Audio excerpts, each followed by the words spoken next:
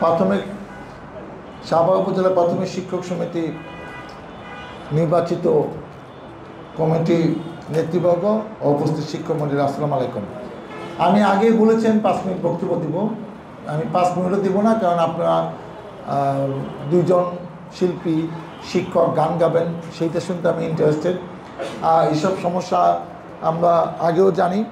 আপনারা প্রথমে একটি কথা বলেছেন যে নিরমাছের লোকাল উপজেলায় লোকালদের থেকে 10% নেওয়া যায়, কিন্তু আমাদের 43% আছে। তা আমি নির্বাচিত হওয়ার পরে আগে একবার করেছিলাম, কয়েক বছর বন্ধ ছিল, আবারও এবার চেষ্টা করব। আপনারা যদি প্রয়োজন মনে করেন এই ব্যাপারটা ডিসেম্বরের আগে হাইকোর্টে রিট করে স্টপ রাখতে পারেন, এইটার জন্য টাকাটা লাগে আমি দেবো। আপনারা এটা উদ্যোগ নেন, দরকার লয়ার আমরা বলে দিই যা যা ডকুমেন্ট কিছু পেপারস তো লাগে, বিচারপতিকে বুঝালে আমি 90% শিওর তারা এখনই এটা স্টপ করে দেবে যে না, এটা হবে না, এটা আপনি অন্যায় করতেছেন। হয়ে গেলে আপনি এই যে ডিসেম্বরে যেগুলো আসবে বলে এগুলো কোনো নেই। হাইকোর্টে অর্ডার এমন জিনিস, চাকরি বয় সবাই আছে, কেউ এটা দেওয়ার ক্ষমতা নাই। আর এই শিক্ষা অফিসার কী করবে, এটা তো ডিজি সাহেব দেন। সে যখন দিলে জেলা শিক্ষা অফিসার কী করবে, সাভারে অফিসার কিচ্ছু করতে পারবে না। এরকম আমি কাহিনি জানি।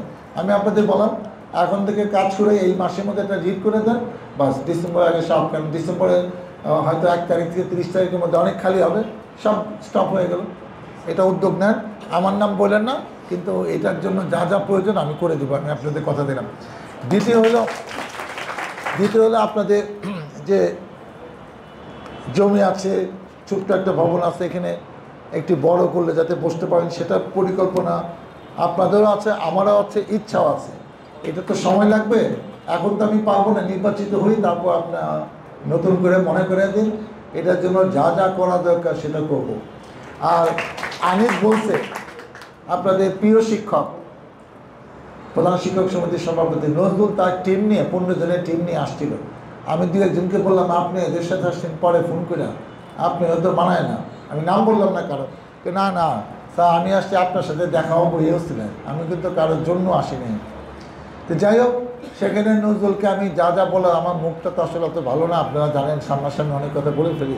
আমি নজরুল, তোমার টিম, তোমার গ্রুপ, তোমার অনুসারীরা 90% ফলো দিতে হবে, এটা আমি জানতাম দেখে তোমার যে ওই দিন মাতবুরি ছিল না, ইলেকশনের দিন তুমি বক্তৃতা দিয়েছিস, আমি থামাইছি, বুঝছো, তুমি আমাকে রিসিভ করবা, তোমার জন্য আমি সকালে আসি না, এগুলো কিন্তু সারা করছি বুঝাসি না।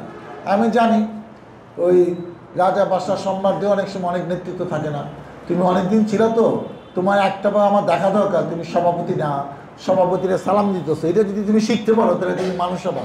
তুমি তো মানুষ হও নাই, তুমি এরপরে আর সভাপতি হয়েও না। পরে খোঁজ নেওয়া শুনি যে ও আছে আর 2 বছর, হ্যাঁ, তারপরে তো ও এমনি রিটায়ারমেন্টে চলে যাচ্ছে, 1.5 বছর আছে। তো যাই হোক, সে আমাকে কথা দিয়ে গেছে, এগুলা হিসাব নিকাশ করে যা যা হয় সব সে দিয়ে দিবে। সে 3বার মাপ চাইছে, ওখানে মাপ চাইছে, ফোনে মাপ চাইছে, আরও আসতে চাইছে, আমি আর সময় দিইনি।